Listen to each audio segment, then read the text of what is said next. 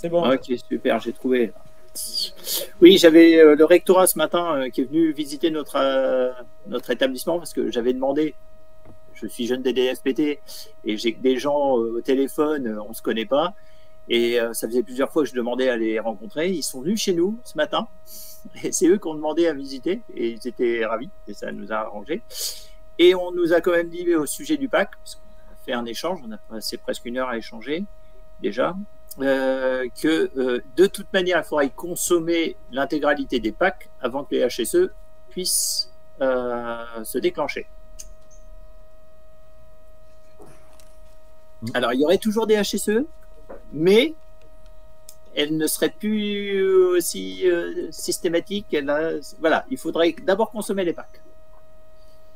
Ouais, et puis peut-être que d'un rectorat à un autre, le fonctionnement sera différent. Alors, pour Xavier et moi, c'est pareil, c'est la Normandie. Donc, voilà. Mais c'est Madame Le Guen, qui gère les moyens, justement, et qui nous a expliqué ça. Voilà. Bon, après, mécaniquement, il y aura... ils auront déjà leur réponse parce que comme il faut rendre les packs et que les gens auront un document à signer en début d'année, ça aussi c'est un argument, ils s'engagent que pour 1 an. Moi j'aime utiliser le mot expérimental, mais je vais leur dire, essayez. De toute façon, ça vous coûte un engagement d'1 an. Si au bout d'1 an vous vous rendez compte que c'est insurmontable, je vais pas vous aurez l'expérience pour dire non, je peux pas le faire convenablement, ou je peux pas, je vole quelqu'un parce que j'arrive pas à faire les 18 heures de remplacement, j'arrive pas à faire les 72 heures en voie pro. Les projets, j'en fais évidemment, mais voilà. Donc, c'est pas pour 10 ans. Ils ont rajouté aussi ce matin, d'ailleurs, qu'il y allait avoir une dotation horaire pour l'accompagnement des élèves à consommer très rapidement, ce sera à consommer avant les vacances de la Toussaint. Voilà, pour l'aide aux élèves entrants. Et il y aurait une dotation supplémentaire pour ça. Donc il n'y a même pas besoin de le rajouter dans le pack. Hein, on va avoir une dotation de moyens qui va être donnée très rapidement. L'info est toute fraîche de ce matin.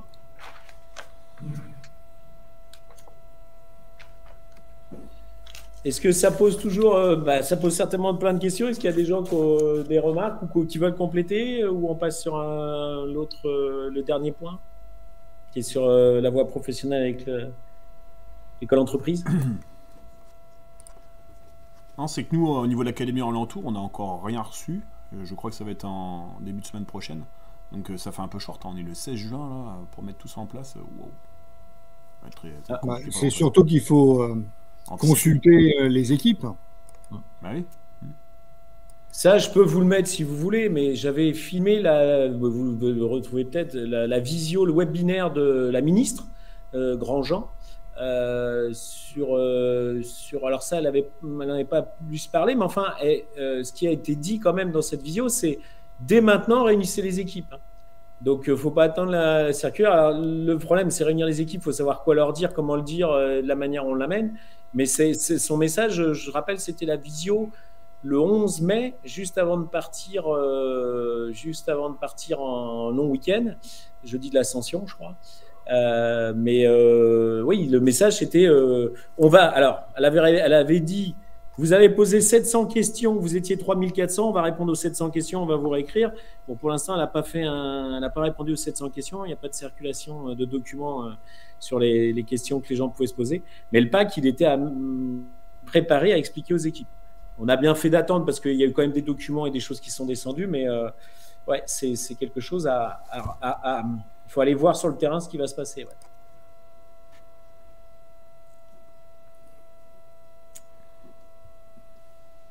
Est-ce qu'il y a d'autres remarques? Oui. Nous, on a déjà fait ça la semaine dernière. On a déjà fait les AG. On a déjà les retours des collègues. Puisque comme il faut qu'on rende la copie très rapidement dès le 19, il faut qu'on soit positionné pour donner tout pour le 26. On n'a pas eu le choix déjà que de dialoguer. Et en fait, pour l'instant, il n'y a pas eu par rapport à ce que tu as expliqué, il n'y a pas eu d'éléments divergents. Enfin, ça c'est resté stable quoi, sur les infos. Alors pour compléter, on est normand, mais il y en a un qui est en haut et un qui est en bas. Là, c'est l'inverse sur mon écran, mais non, a priori, c'était tellement short qu'il y a eu 2 visios avec la rectrice, la visio avec les chefs d'établissement du public, et il devait y avoir une visio avec les directeurs diocésains et les représentants des chefs d'établissement du privé. Mais en tout cas, dans le public, c'est trop court comme délai. Donc, je sache qu'a priori, c'est non officiel, mais on a une semaine de plus pour rendre la copie. J'essaierai de vous faire partager ça pour ceux qui le souhaitent. Je ne sais plus si c'est techniquement faisable, mais nous, comme je l'ai dit, on a fait un Google Form. Donc, et ce Google Form, on s'est inspiré du document qu'on aura à remplir, qui est celui-ci. Voilà, enfin, je vous le fais voir, mais ça ne me donne peut-être pas grand-chose. C'est un document avec le tableau de la voie tech, avec les unités de PAC, et puis le tableau de la voie pro, où il y a même derrière des missions. Donc, c'est ce document-là qu'on a à compléter. Mais on va, avec le Google Form, je pourrais vous partager. Hein, on a repris quelques éléments de langage des choses, et puis ils n'ont plus qu'à cocher pour pouvoir nous faire un retour sur leur engagement. Et du coup, comme nous, on a les ISO, on peut aussi prendre un pack en tant que DDFPT. Alors, il y a eu une question. Ce matin, comme c'est pas écrit. C'est écrit. On touche les ISO, donc on a le droit. C'est pas des HSE ni des HSA. Tout comme les IMP, en tant que DDF à temps complet, on n'y a pas droit. Alors, bien le texte. Je crois que c'est dans un document de l'UNETP, je crois que j'ai vu ça, où eux, ils ne se posaient pas la question pour les DDF, mais pour les chefs d'établissement. Vous savez qu'il y a des chefs d'établissement qui donnent des heures de cours, et je crois que pour eux, il y avait marqué que c'était possible. Mais bon, un chef d'établissement peut aussi faire des heures sup. Hein. C'est un peu paradoxal. Mais... Pour un directeur adjoint qui fait 5 heures de face-à-face pédagogique et qui a son contrat au GEC à côté, oui, il peut prendre un pack. Mais nous, DDF, à temps complet, on ne peut pas.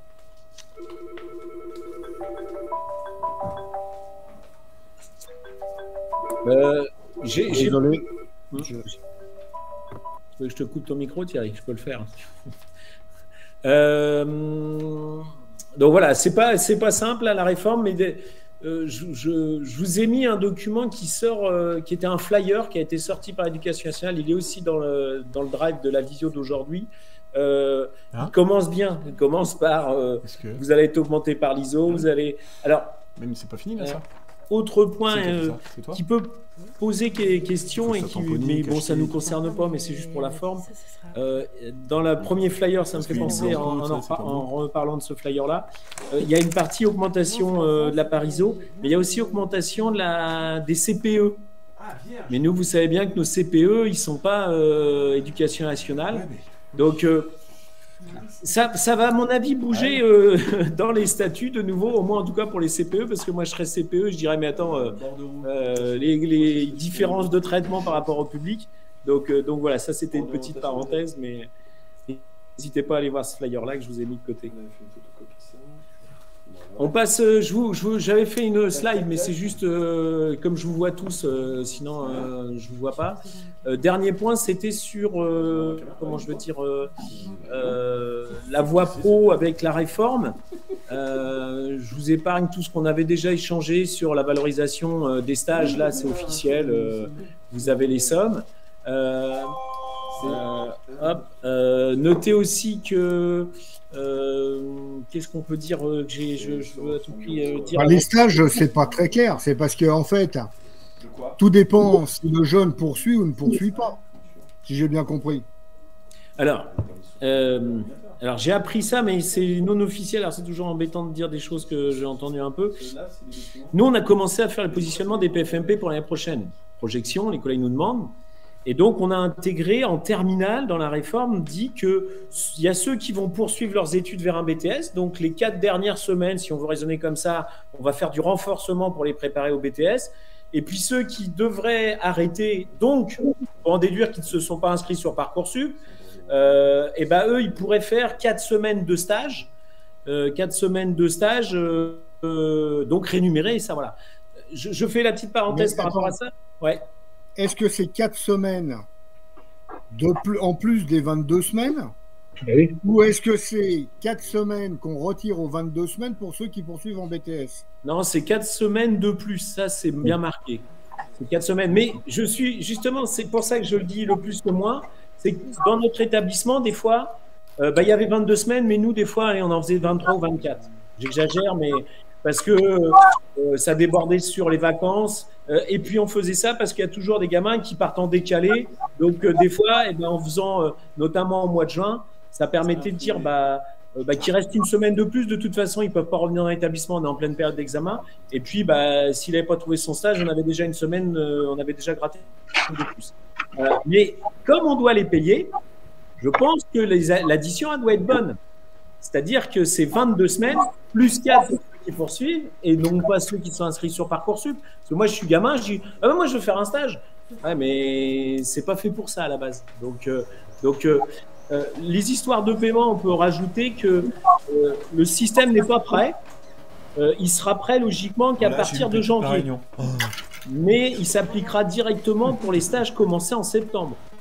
On peut aussi rajouter que c'était clairement identifié au départ, mais ça se dilue de plus en plus dans le propos, c'est que on les payait pour les PFMP, mais on pourra peut-être pondérer un peu cette rémunération s'ils n'ont pas été présents aussi au lycée. Ça, c'est parce qu'au début, on disait c'est que pendant la période de stage, donc à la rigueur, le gamin, il va bien tous les jours au stage, puis quand il est au lycée, il est absent de temps en temps. Donc le problème, c'est que là, il n'y a pas de règle, et comment on va pondérer, c'est à l'appréciation de chacun. Voilà. Donc ça, c'est sur le point des rémunérations de stage. La rémunération, les sommes sont arrêtées? Ouais. C'est 50 et je crois que ça va jusqu'à 175, je crois. C'est 75 en terminale de mémoire. Sur quel critère? Alors, seconde, première, terminale. Non, mais c'est pour... Oui, mais non, oui. Si. Mais est-ce que c'est comme les apprentis en fonction de leur âge? Non. Non. Seconde, En fonction de première, la classe. terminale. Quand tu es en seconde, je crois que c'est 50 € par semaine. 75 et 100. En première, c'est 75. 75, ouais. Et en terminale, c'est 100. Pareil dans la progressivité, je crois, pour les CAP, mais là, je suis moins sûr de moi. Là. Oui, c'est ça. Pascal voulait rajouter quelque chose? Non, c'était une question. Cette rémunération, comment est-ce que les élèves la touchent? Qui la déclare? Par quel biais ça remonte? Enfin bon, qui paye, etc. Toutes ces questions-là, quoi. Là est la question. Je vais faire un peu de provoque. C'est le responsable du bureau des entreprises. Ouais. Qui paye, a priori, c'est pas nos établissements. Non. C'est bien une rémunération d'État. Oui. Ouais, mais ça va être géré comme les allocations familiales ou des choses comme ça. Et puis ça va tomber gratos, tout. Sauf qu'à un moment, on nous demandera peut-être quand même de justifier certaines choses. Mais moi, j'ai compris aussi, comme Thierry, que les établissements, ils n'auraient rien à sortir, quoi. Ça sera les mêmes phénomènes que peut-être les bourses, les allocations familiales, des choses comme ça. Donc, c'est pas de l'argent qui va directement dans la poche d'un élève de seconde qui est mineur, ou est-ce qu'il y a des... Non, je pense pas. Moi, je pense que ça va être les parents qui vont toucher ça sous forme de prestation sociale. Quand j'avais été à la réunion UNETP au mois de mai, apparemment, ils avaient l'air de dire que ça serait sur le compte élève, que ce serait versé. Oui, il faudrait qu'ils aient un RIB. Ouais. Il faut qu'ils aient un compte bancaire aussi. Il faut qu'ils aient une carte. Donc, ce n'est pas toujours le cas pour tout le monde. C'est un choix des familles. Si vous voulez mettre une carte bleue ou un compte bancaire, on peut avoir au moins un livret A, mais il y en a, ils n'ont rien. Donc, ils verront, ils s'adapteront. Globalement, ils seront payés déjà par rapport à. On va passer chez le comptable et récupérer en liquide, comme à l'ancienne. Ils iront chercher leur paye. Non, par contre, Pascal posait une vraie question, et puis j'ai répondu par une boutade, mais qui déclarera, on se le dit tous, évitez, si vous pouvez être amené à faire ça, faut botter en touche. Je ne sais pas comment s'organiser en établissement, sinon ça sera une charge supplémentaire avec un stress supplémentaire. Moi, je sais pas. Nous, on a déjà des gens qui s'occupent des stages, peut-être comme ça, mais. Ok, ça marche. Merci. Donc, je ne sais pas comment on fera, mais soyez vigilants, collègues, à peut-être pas cette charge supplémentaire. En tout cas, c'est pas dans la mission du bureau des entreprises. Hein. Alors, je vous ai mis, Régis,